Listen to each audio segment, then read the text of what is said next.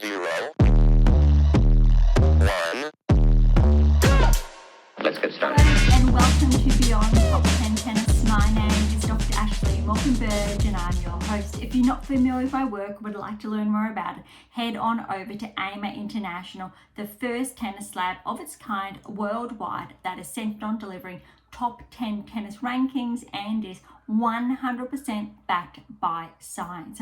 I'm the author of 14 books behind multiple theories and I've been an elite coach for over 20 years, having worked with athletes around the world, Europe, the United States to Australia.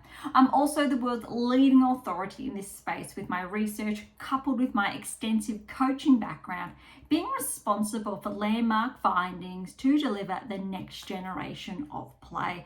With new foundations this season of my two latest releases, My Tennis Black Book and My Tennis Workbook, this season is like none other before. So as always, buckle in and enjoy the ride. Welcome to another special edition of Beyond Top 10 Tennis. And I think I've been sharing that for the best part of most of this season about the new changes, foundations, everything that's interworked in there. And it's because if you've already read your black book, My Tennis Black Book, then you understand why. But for those of you who haven't yet, I mean, of course, I encourage you to do so.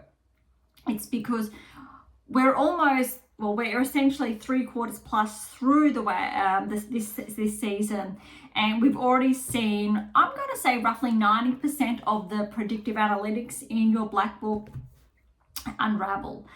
Grand Slam champions through to top 10 newcomers, so barrier breakers, and it's incredibly profound. And how with the data I shared that we saw that change last season on the WTA Tour. We're going to see it this season on the ATP Tour. And it's really interesting because looking at third round results that we're going to go over today, WTA Tour is leading the metrics. ATP Tour is actually falling behind.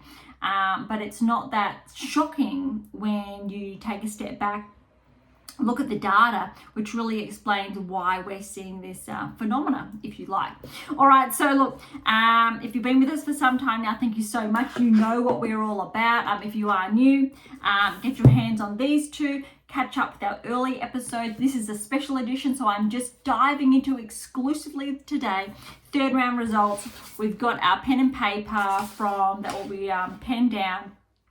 Previous episode, first round, second round, results, what we were predicting for third round, with roughly, I said we're anticipating ideally 80%, 75-80% we should see turnover rate. Good news is that we are at that mark almost. The men's tour though has let us behind, although I want to be very careful / clear here in saying, because there were two, and I can't stress this enough, two retirements on the men's side, both players that the analytics said were going to come through did retire. So that's brought down the men's, I'll say, key data lower.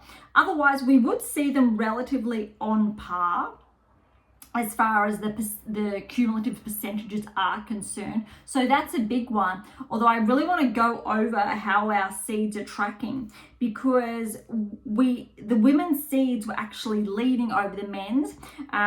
Recall last episode, we had a couple of matches that were still underway that didn't necessarily, one went in the favor of the seed, the other didn't. We'll get to that shortly. So that pulled the ATP Tour behind WTA Tour. We did say that was probably going to happen, but that's just to keep you up to speed. All right, live results are here. We've still got Paul in action. We've got Hadadmir and Sakari in action. Bublik is up 2-1, 2-all in the fourth. Hadadmir has actually whitewashed Sakari almost in that third set. I was anticipating it would be a little bit closer, although we have got down here again. Keep me honest, is a Hadadmir is highly likely to get through. So we do have that. We do, however, have Paul to get through. We had Paul and or Berge, and that was so tight, that match. So you could see why it was 50-50 essentially. But I don't want to get ahead of myself. We're going to go through it one by one. Probably a shorter episode today. Really looking at all the third round results, round of 16 lineups, and I will give you potentially who's going through to the quarterfinals. We'll see if I go a little bit further or not. All right, here we go. Sabalenka Fernandez. This was always going to be interesting because of Washington, how well Layla was playing back then. But I tell you what, that first set, Sabalenka, I'm going to say she just took advantage of Fernandez, really. She played like her number one seeding, so it wasn't that surprising. What was surprising, though, in a good way for Fernandez, is that second set, 6-3, 7-6, 7-2 in that tiebreak. Layla didn't go away, and I really like that for her. I think she gave Sabalenka a bit of a scare, but in all fairness, it's not the first time. We're seeing a lot of the top players with a bit of a scare happening in the third round, and Sabalenka's not alone. It happened to Swiatek as well. And others. All right, and so tick that off. We did have Sabalenka to get through. Mertens Buska, this is actually an upset. Buska played a sensational match, but to be clear, 2 hours 41 minutes was incredibly close. Buska got over the line 3-6, 7-5, 6-3. That is a breakthrough performance from Buska. I believe this is her first round of 16. So she's essentially one of the anomalies that has broken through. And if you've been following, I guess, our special editions all season long, last season, season before, you're familiar with, we do have those anomalies that do pop through. And that's why I say, irrespective of what the data puts out, we have to be very careful of that 100% success rate. It does happen, yes, but I tend not to share that. It's more so 80% is exceptional, sensational, or thereabouts, when you're considering the cohort of players across what we're looking at, over 200 players in total. But that is really impressive for Buska, so she is one of the anomalies, and we did share that. All right, Rybakina Raducanu. I did have this pen down. It could have been either or. Remember, leading into the US Open, I did say Rybakina, she is on fire. She's been playing so well. Some of the best tennis I've seen her play, best part of the last 24 months, I'll say, in all fairness. A bit of a hiccup this season, but last 6 to 8 weeks, she's been playing some really solid tennis.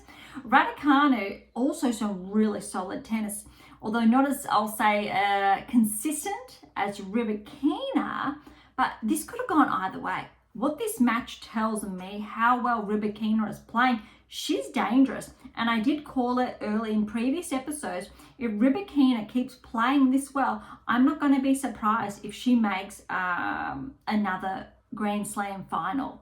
And I think that's a very big, Rybakina's on watch for Sabalenka for potentially that quarterfinal lineup.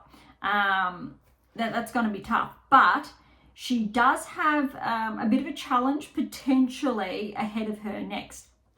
We did have either or Rybakina, Raducanu, but Rybakina definitely there. Paolini, Vondrousova. With how well Paolini played in Cincinnati, we haven't really seen Vondrousova peak. But keep in mind, when Vondrousova's been healthy this season, we've seen her peak. Then when she's been injured, had a niggle, we've seen her drop. So when Vondrousova is healthy, we see really good things. 7-6 first set, 7-4 in the tiebreak, neck and neck. But what's surprising, Vondrousova ran away in that second set, 6-1.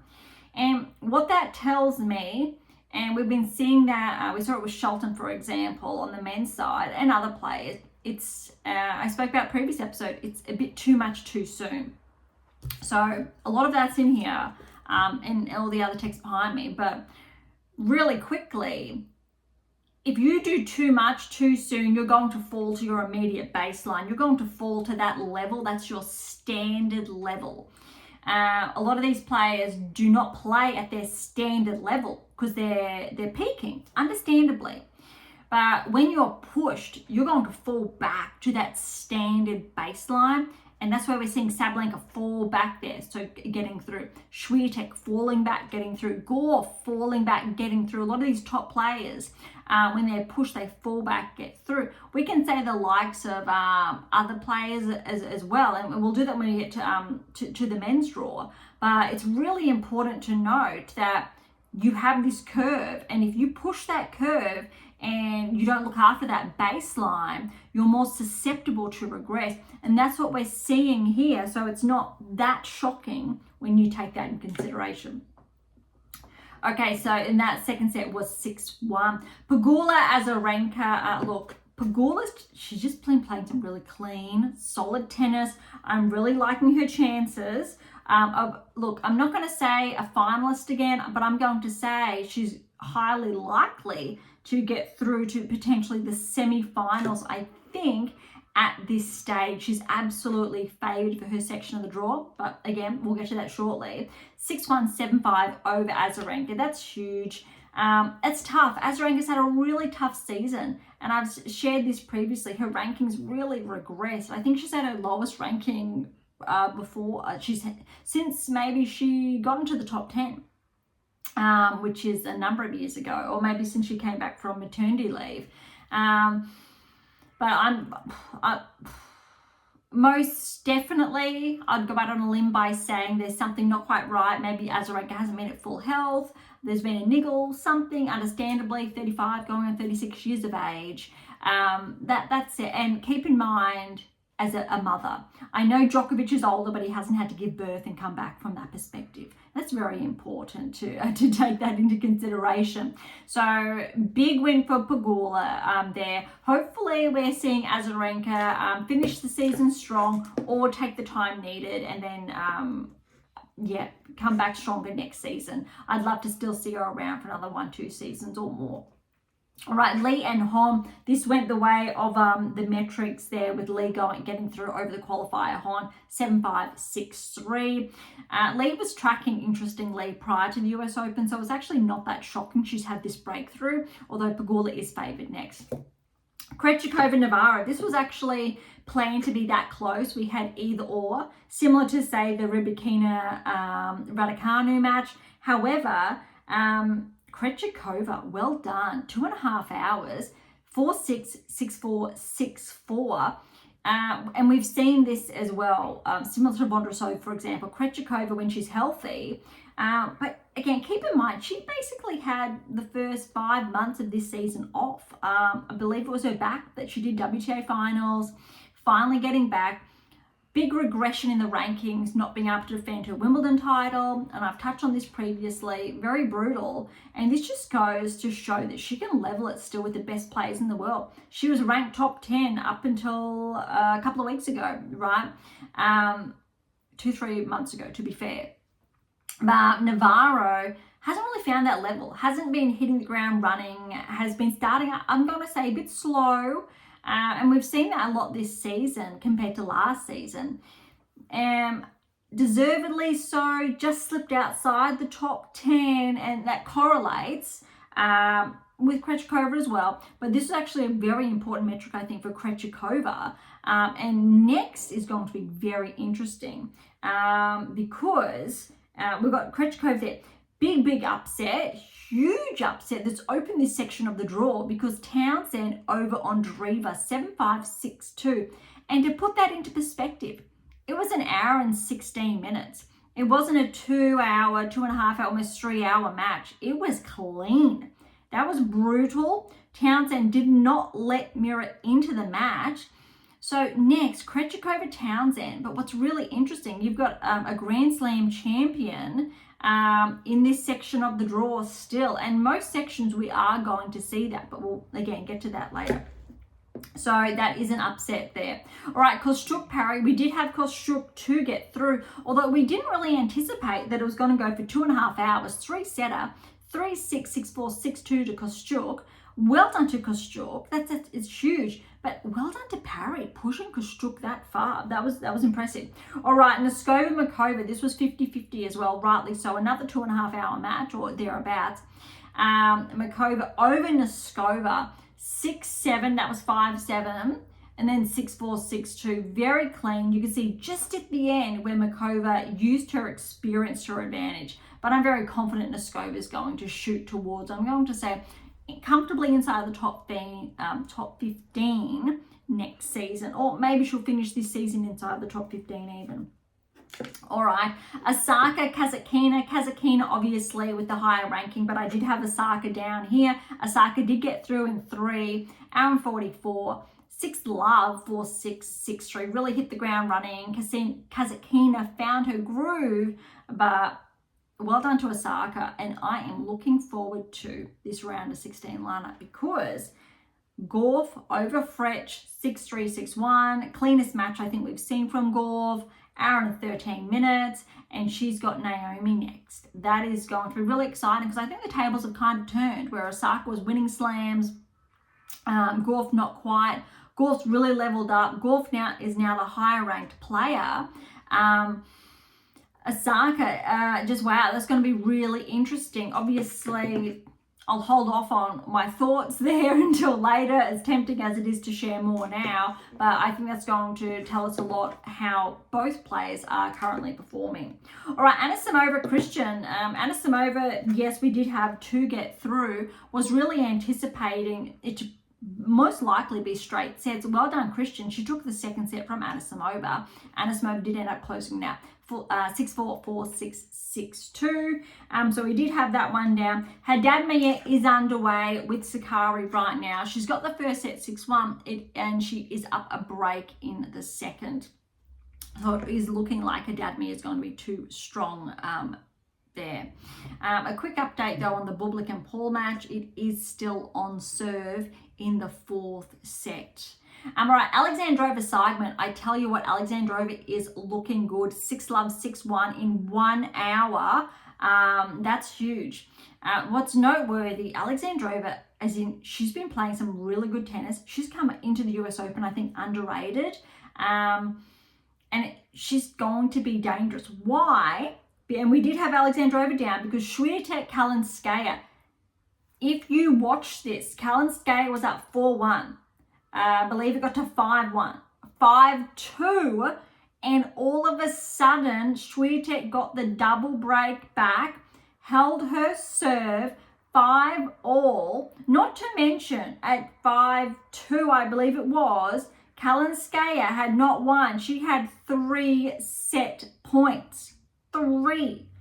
It was Swiatek had nerves of steel. Kalinskaya's game fell apart just briefly. All of a sudden, all of the errors Swiatek was making, overhitting, forehand and backhand, not hitting her spot on the serves. I think her serve percentage was like around 35%. She clawed her way back into a tie break. It was nail biting. Somehow Swiatek miraculously closed that tie break out. It was the most intense, impressive set of messy tennis I have seen from the two of them. But all credit to Kalinskaya. She didn't go away. It really proved that she deserves to be, I'll say, inside the top 15. Not quite top 10 yet, but inside the top 15 like she was last season. She's playing that level again. Second set was 6-4. But again, Kalinskaya, she didn't go away. It was really just that one break that I believe Swiatek did get at 4-all, broke for 5-4. Almost 2 hours. It was intense. I thought maybe it was going to go to 3. I thought surely Kalinskaya was getting that first set. She was going to close it out at 6-2. Well done, Swiatek. So what I mean by that, she's got Alexandrova next, who's playing really phenomenally. And in all fairness, Swiatek has the hardest, and I cannot overstate this, hardest round of 16 match against the highest ranked player in the respective cohort. For example, Sabalenka does not have a seed. Rybakina does not have a seed. Pegula does not have a seed. Makova, 11th seed, will have 27th seed Kostyuk. Gauff will have the 23rd seed Osaka. Anisimova, with Haddad-Maia looking like she's going to get through, will have the 18th seed. Swiatek has the toughest round of 16 match. Her section of the draw has held up, unfortunately, as far as seeds are concerned. So that is really huge. All right, that's all the results are done over to the draw. All right, so as far as metrics are concerned, let's say Haddad Maia does get through over Sakari. That's what it's looking like. She's up a break, could turn around, but I'll stick with it. That is an 81% turnover. I'm pretty happy with that, considering two of those matches went to really tight 3-setters. Really, the Andreeva Townsend was the biggest upset, I'm going to say. Also, Mertens Buska. There, Paylene is a big one, in all fairness, but 81%, not too bad. However, let's track the seeds. We've only, because we had the Mertens fell, she was a seed. Paylene fell, was a seed. Navarro fell, was a seed. Andreeva fell as a seed. And that's just the top half of the draw. However, there are more seeds that got through in the third round, but all of this, a seed, at least a seed, has gotten through from the seed pairings. So we're looking at 4 seeds out. 4 seeds out, because I just want to compare that when we get over to the ATP Tour. But the number of seeds who have made the round of 16, Sabalenka, Rybakina, Pegula, only 3 seeds in the top. So 3 in the top. Just to show you, instead of there being 8 seeds in the top, where Sabalenka is, Rybakina, Pegula is, that really opens up her section of the draw, especially Pegula. She is red hot to get through at least to her semi-final. Bottom half is another story, different story, all seeds. If Haddad Maia gets through, you've got a full set of seeds in the bottom half of the draw, again showing how tough Swiatek's half is, but also Gauff, she's still in there. That is a very big difference, and we've actually seen that in previous Grand Slams where Sabalenka's had that open draw and Swiatek hasn't. Just to, I think, put that in perspective, and typically we've seen Gauff in different halves as well. They have been, I guess, similar halves as to where it is. So I won't go there. But this is, that shows it's tough. All right, round of 16 lineup. Sabalenka, Buska. You need to favour Sabalenka. Buska is the anomaly. Rybakina, Vondrousova, 2 Grand Slam champions. Still need to favour Rybakina, although if Vondrousova can upset Paylene, let's see if she can do it on hard court with Rybakina. If it was...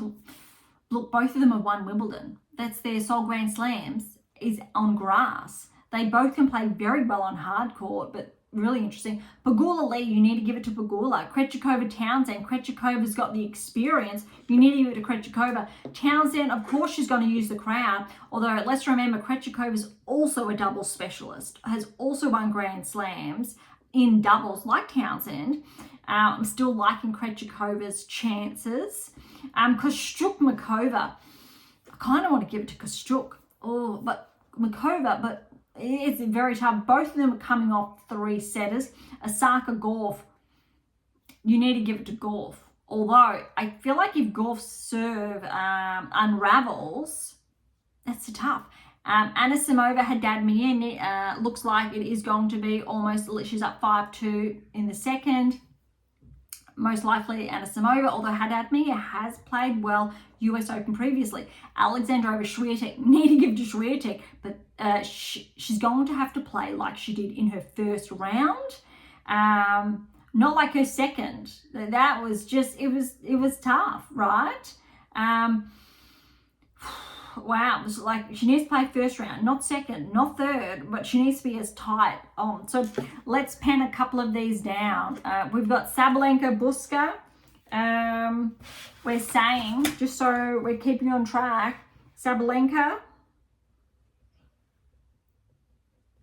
We're saying Rybakina, Vondrousova. I'm still going to say Rybakina. It's going to be tough. Pegula Lee, you need to... give it to Pegula. Krejcikova Townsend. Krejcikova. And that is the top half, where that bottom half's really opened up. What's really interesting though, we've got Sabalenka with Grand Slams, Rybakina, Vondrousova both with Grand Slams, Pegula Grand Slam finalist, Krejcikova with Grand Slams. So you've got 1, 2, 3, 4 players in the top half with Grand Slams. One's a Grand Slam finalist. Just to put that into perspective, 2 of those players with Grand Slams are not seeded. I think that's noteworthy there. All right, because Shukmakova, I think it's going to be really, that's interesting. This is a 50-50. Makova, Kostyuk. Instead of going out on a limb, I'm leaning towards Kostyuk, but Makova maybe, or Osaka, Gauff. Again, it could be either Osaka or Gauff. But, look, I'm going to say Gauff if she's playing like she did at the French. I want to see Gauff play like she played at the French with that level of consistency. Otherwise, it's going to be Osaka. Makova, Kostyuk. I'm going to give it to Kostyuk if she's healthy the whole way through, because I know she's had an injury recently. Had to retire, I believe, at some point so far in the short hard court swing. Otherwise, Makova, and I know Makova's had an injury on the grass court. But again, remember, when Makova is a Grand Slam finalist, Osaka has Grand Slams to her name, Gauff has Grand Slams to her name, and Samova is a Grand Slam finalist, and Swiatek with Grand Slams to her name. So a bit more saturated up the top with players with Grand Slams, you could say, although arguably the bottom half has more Grand Slams because Swiatek is obviously, she's got her own little haul there. So, Anisimova and let's say Haddad Maia, that match is slowly wrapping up. I'm going to give it to Anisimova. And oh my goodness, because Alexandrova Swiatek, that's going to be tough. You need to give it to the defending Wimbledon champion Swiatek. That is crazy. Why is it crazy? You've got Sabalenka and Rybakina potentially in the quarterfinals. And Rybakina, I believe, is one of the only players this season to get the win over Sabalenka. Pegula, Krejcikova. That's going to be very interesting. And let's say it could be Gauff and Makova, or it could be Kostyuk, Osaka. Either way, that section's kind of opened up a little bit. Anisimova Swiatek, so we're going to get a repeat of the Wimbledon final, literally in the quarterfinals. That's big. And I feel like we're getting a repeat of the Australian Open final from a few seasons ago with Rybakina, Sabalenka, for example. But you actually only have, if you say Sabalenka's top 10, Rybakina top 10, Pegula's top 10, Krejcikova, almost, not quite. Makova, after this, potentially if she gets through, may cross to become a barrier breaker again. Top 10, Gauff top 10, if she gets over Osaka. Anisimova Swiatek, yes. So you've got actually a 70%, well, no, that's essentially 90% when you look at it from that perspective, turn rate of the quality of players potentially that are going to track through to the quarterfinals. Look, there could be upsets there. Like I've said previously, there's one or more. Makova, Kostyuk. I'm changing my mind to Makova, but I still have to say, look, Osaka Gauff's going to be really interesting because I almost feel like Osaka could have a mental advantage. And part of me is pulling towards Osaka, especially with her coach. So, look, to keep me honest, I have done that there. You can pause and rewind. Makova, Osaka. That is very daunting. It'll be very interesting to say that, but that's huge. All right, that is the women's side. Men's side. Okay, as far as the men's are concerned, it's on serve with Bublik and Paul in the fourth. Paul's up 6-5. Bublik's serving to make it tiebreak. Haddad Mia and Sakara, they're still playing. Haddad Mia's at 5-2. It is juice though. All right, here we go. For the men's, we actually have, if Bublik wins, a 69% turn rate. If Paul wins, 75% turn rate. But remember the 2 retirements. So if there wasn't a retirement, it would probably be closer to that 85%, higher, between 85 and 90% turn rate, just to put that all into perspective. So cumulatively, we are sitting at, if we take into consideration the retirements, 80% plus of the predictive analytics that have come to light. And I'm sharing these with you live, so keep that in mind as well.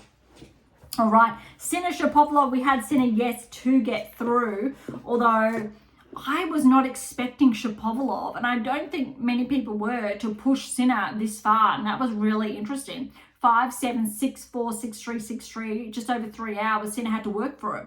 And I think that was a really interesting sign. We're going to have to keep an eye on that because Alcaraz has been moving a lot smoother, although this section of the draw for Sinner, you have to argue, is quite favourable, and we'll get there soon. All right, Bublik and Paul. We do have Paul to get through. Well, we had Paul or Borges. Keep that in mind. And that was a really tight match. So if it's going to let me, I'll just quickly go back to that third round match. It went for 4 hours, second round match, my apologies, 4 hours and 25 minutes. And it was 7-6, 6-3, 5-7, 5-7, 7-5. That was really massive there. It was a tough one for Borges. I felt for him. They both deserved to get through, but there obviously could only be one winner. That's interesting. So I'm keeping an eye on the Paul Bublik one. We'll see how that does land. It may wrap up by the end. If, well, actually, it may or may not. This is going to be okay. We're keeping tabs. Okay, going down, Mazzetti Caboli. We did have Mazzetti to get through.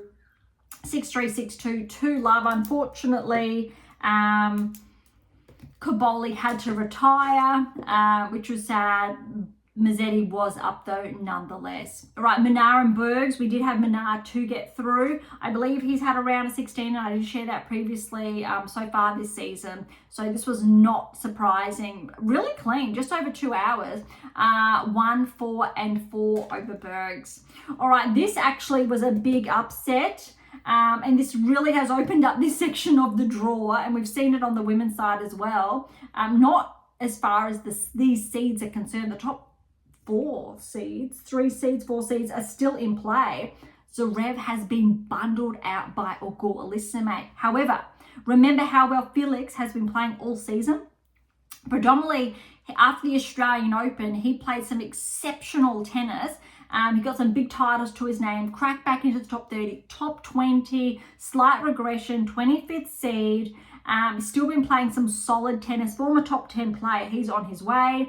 I think after this result, he'll be back inside the top 20, depending how far he goes. But look, 4-6, 7-6, that tie break was 9-7. I was glued to that. Then 4 and 4. You got to give it to Felix breaking Zverev's serve, and look, Zverev he wasn't playing as good as I've seen him play, and I spoke about it in the earlier rounds where he was cruising. He looked like he was cruising, but it looked like he didn't have that extra gear that we see the likes of, Sinner, Alcaraz. They can go up that extra gear, and that's what we want. So that's actually one to watch.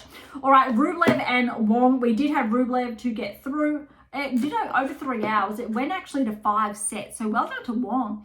2-6, 6-4, 6-3, 4-6, 6-3. Longer than anticipated, but Rublev really had to fight to get there. That round of 16 is going to be really interesting. I think it's going to depend on who recovers the best. Keep in mind, it was only, say, a month ago where Felix was top 20, a few weeks ago when Rublev was, I think, around 18 in the world, got back into the top 10, then regressed again. So I think they're both relatively on par. All right, Mazurek, who had his breakthrough at Wimbledon, played Rydell. Rydell's a qualifier, huge breakthrough. We did have Mazurek to get through, although he had to retire. Rydell's up a break, it looks like. 5-3 first set. After 29 minutes, I don't know what happened. I haven't actually read up on it. I'm curious. I'll need to do that after. But Rydell's gotten through.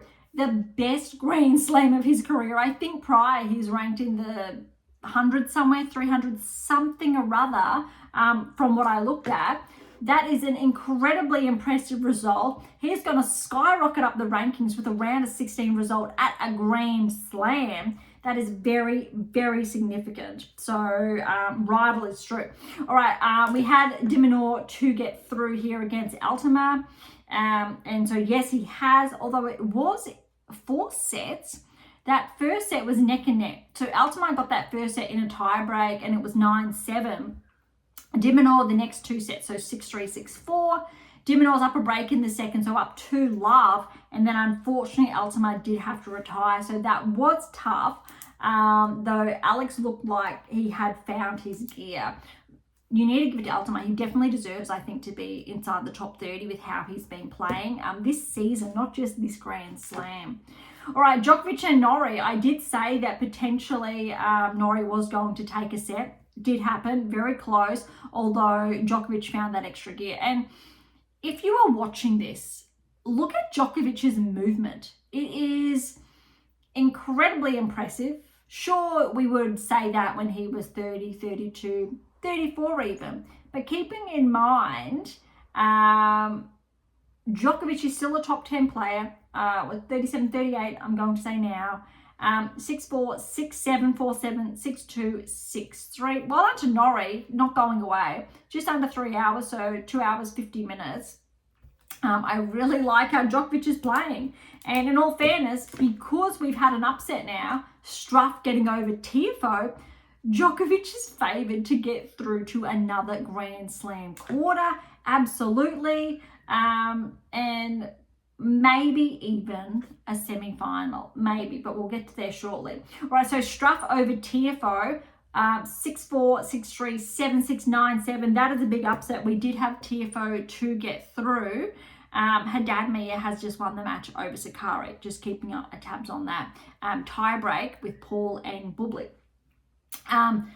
Tiafoe, semi-final last year. He's going to obviously have a little bit of a slip in the rankings because of that. But way to go, Struff, playing probably some of the best tennis he's ever played in a Grand Slam. I think this is Struff's first round of 16 at a Grand Slam. So we're seeing not one, but 2 anomalies already here on the men's side. So the differential there between WTA Tour with the one predominant anomaly, we'll say, with more on the ATP Tour. But we did anticipate this. Okay, Macaque and Blanchet, we did have Macaque to get through. And in all fairness, actually, probably a bit more convincing than I anticipated. 7-5, 6-3, 6-1. Very impressive. I think this is Macaque's best Grand Slam performance. Might not be, but I believe this is the first time Macaque's made a round of 16 at a Grand Slam. Look, he's going to have a big test next. Huge test next with Fritz.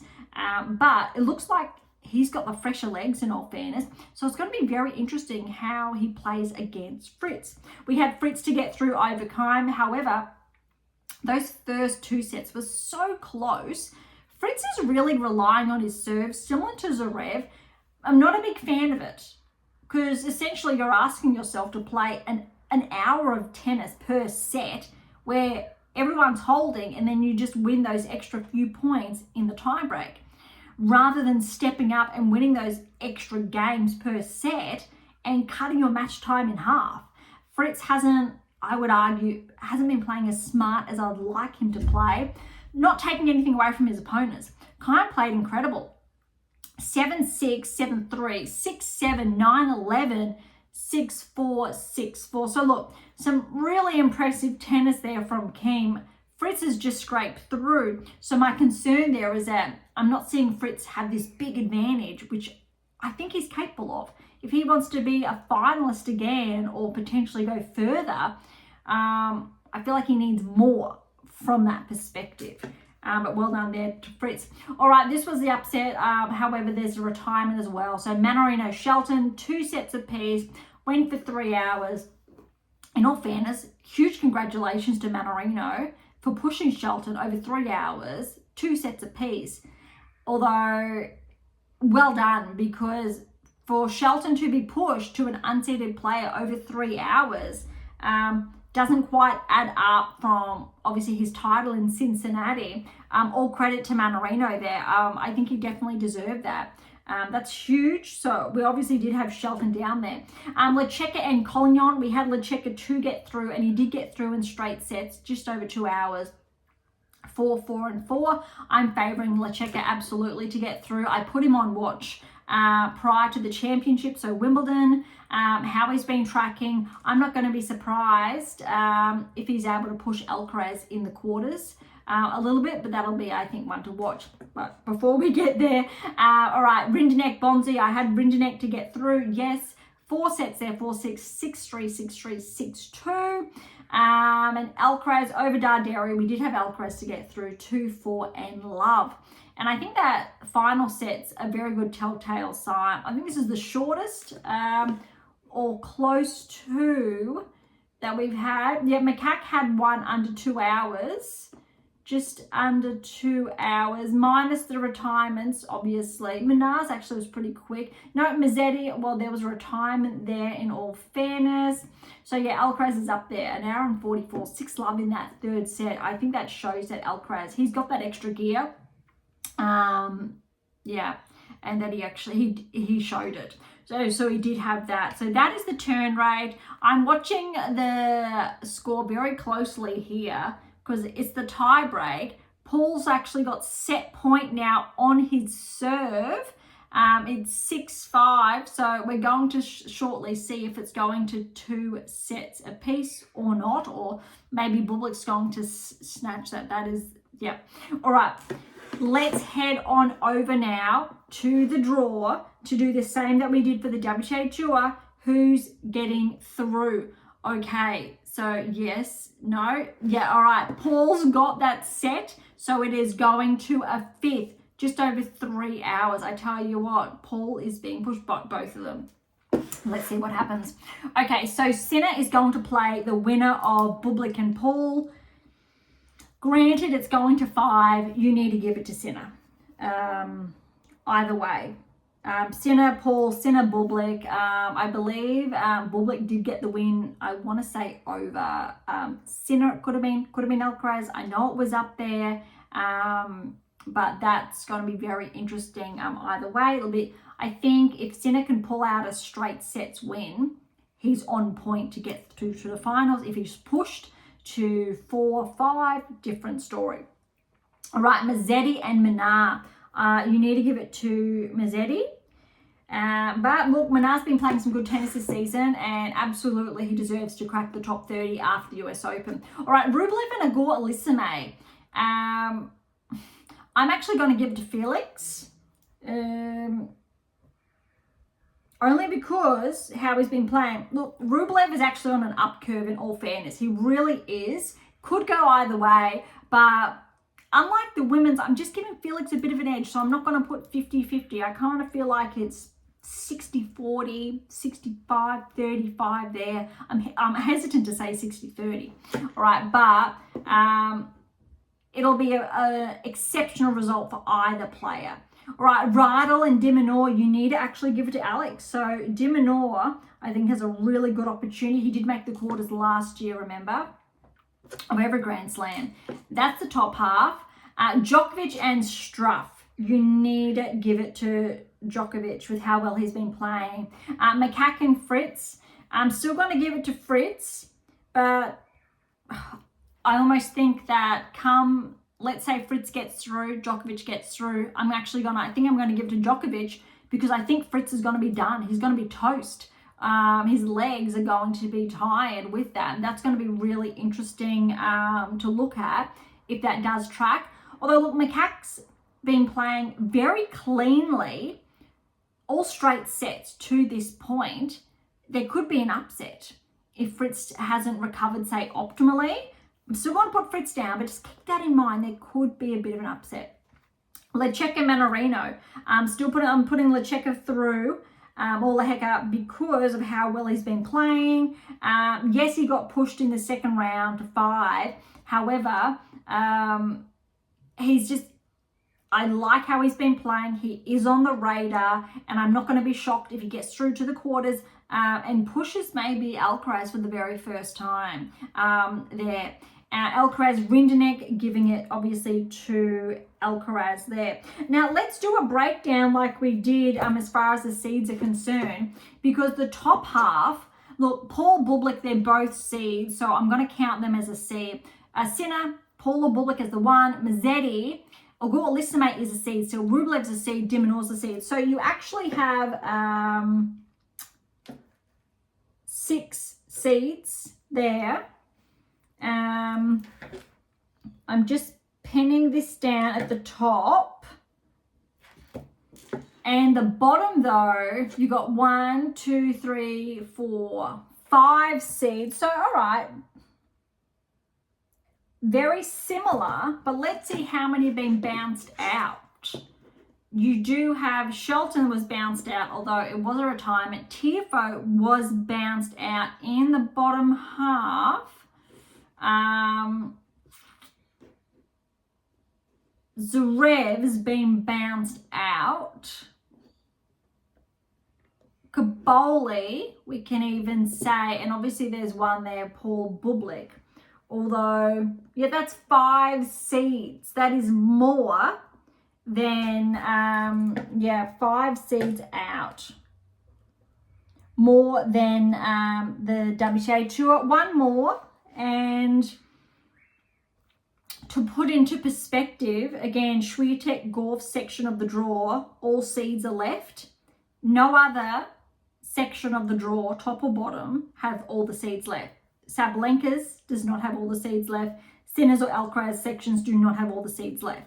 Just to show how competitive that section of the draw is overall across both tours is big news. All right, so we've done that. Looking at the lineup, it's going to be very interesting. I think we've covered all of the results of Bublik, Paul. Either way, we're still looking at Sinner getting through, Mazzetti getting through, and look, Sabalenka, Rybakina. You know what? We'll just switch back to the women's side. I'm actually going to call an upset to Rybakina if she's playing as good as she's been playing recently. Pegula, Krejcikova. Part of me really wants to root for Krejcikova if she gets through. That's going to be really interesting, depending on how Pegula's playing. Look, because it's a 50-50 between Makova, Kostyuk, 50-50 between Osaka, Gauff in some way, we're going to have to wait, I think. But Gauff's obviously the favourite of that pack to get through. But she's going to have to dig deep. She's going to have to find that next skier that hasn't been with her in the earlier rounds.